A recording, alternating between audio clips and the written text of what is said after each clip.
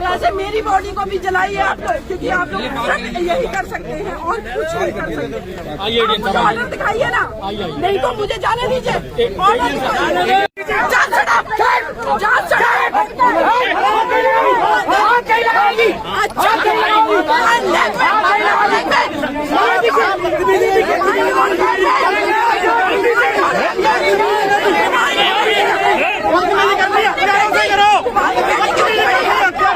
बेटी के बाप को, बेटी के बाप को,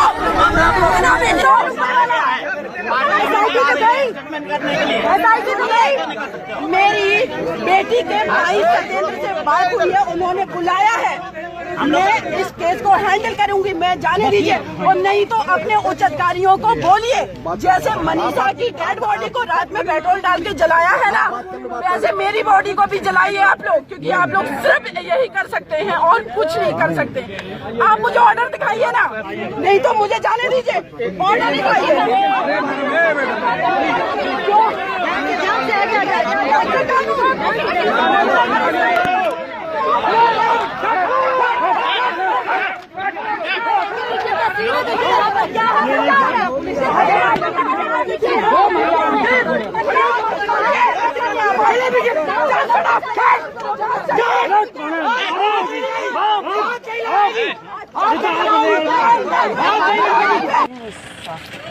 आप हैं सीमा पुष्पा जी? सीमा पुष्पा जी, आप यहाँ पे आई हैं, किस लिए आई हैं यहाँ? देखिए, मैं यहाँ पर मनीषा को न्याय दिलाने के लिए आई जी।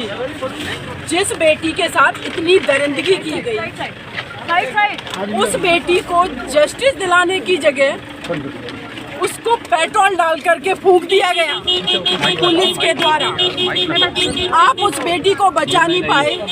लॉ एंड ऑर्डर आपका फेल था पूरी तरीके से। 8 दिन तक रेप का सेक्शन दर्ज नहीं किया आपने।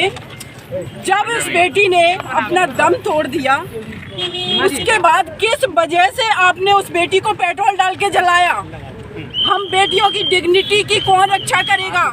कानून नाम की कोई चीज या तो उन बेटियों को पेट्रोल डाल करके जलाया जाता है, जलाया गया। उसे कौन है यहाँ से? उसके बाद आप देखेंगे एसिड छिड़का जाता है। आईडी नीचे करना जी वालों। जो लोग इस क्रिमिनल माइंडसेट के हैं वो एसिड छिड़कते हैं। पुलिस पेट्रोल छिड़क करके उस बेटी को मार देती है। उसकी आत्मा को मारा जाता है, उसकी डिग्निटी को मारा जाता है। मैं यहाँ इसलिए आई हूँ, आप लोगों के माध्यम से देश के प्रधानमंत्री, उत्तर प्रदेश के मुख्यमंत्री और जो लोग भी इस रिस्पॉन्सिबल पद पे हैं, उनसे मैं सवाल करना चाहती हूँ कि देश की 49% आबादी के लिए आज तक आप लोगों ने क्या किया है? आपकी क्या स्ट्रेटेजी है? बलरामपुर में जब तक ये दर्द कम नहीं हुआ, तब तक बलरामपुर में एक और बेटी को दरिंदों ने खा डाला, उसके साथ बर्बरता की।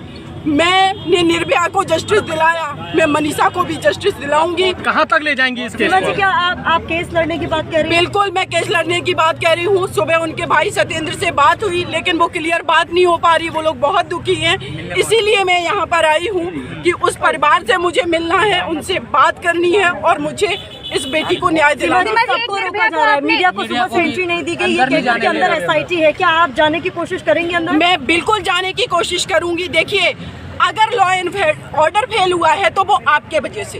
आप क्रिमिनल्स को नहीं रोक पाते हैं, आप उस बेटी को जस्टिस नहीं दिला पाते, वो बेटी की डेथ हो जाती है, उसको ठीक से ट्रीटमेंट नहीं दे पाते हो।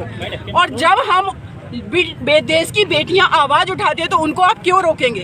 किसी से ये जवाब दीजिए, क्यों रोकेंगे? सीमा जी, इस मामले में पुलिस की कितनी गलती मानती हैं आप? पुलिस की कितनी गलती? हमारी जो CO है इस केस के इन्वेस्टिगेशन ऑफिसर, उनसे बात हुई है।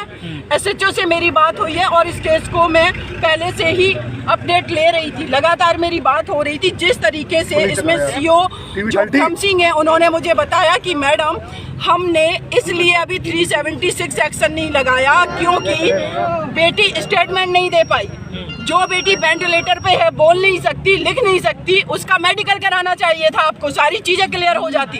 और आपने क्या किया, फॉरेंसिक टेस्ट के लिए भेज दिया।